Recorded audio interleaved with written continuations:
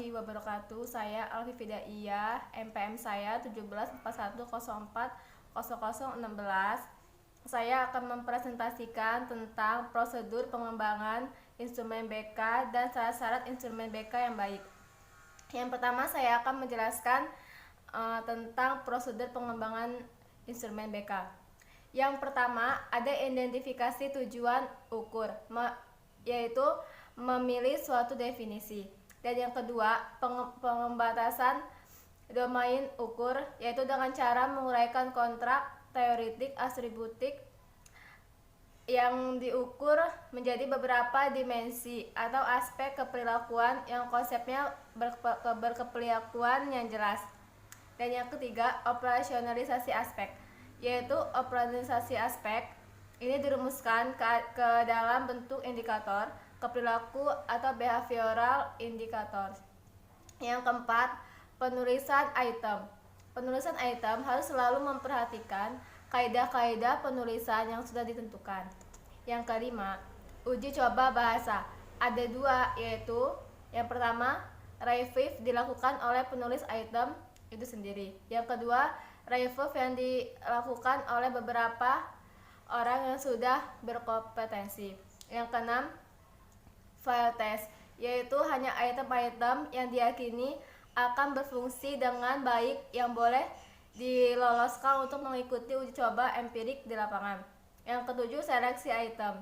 Analisis item merupakan proses penguji item secara kualitatif guna mengetahui apakah item memenuhi persyaratan psikometrik untuk disertakan sebagai bagian dari skala. Yang ke-8 ada validasi konstruk.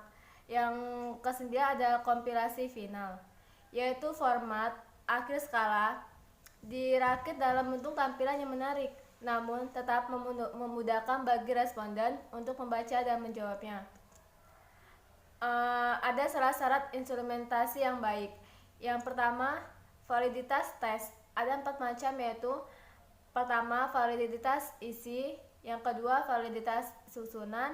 Yang ketiga, validitas bandingan. Yang keempat, validitas ramalan. Yang kedua ada reliabilitas tes. Reliabilitas tes diartikan sebagai sifat konsistensi dan ketelitian suatu tes.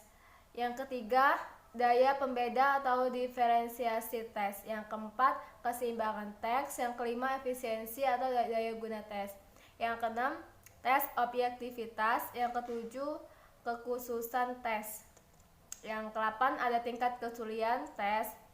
Tingkat kesulitan tes perlu dipertimbangkan jika ingin menyusun tes yang berkualitas.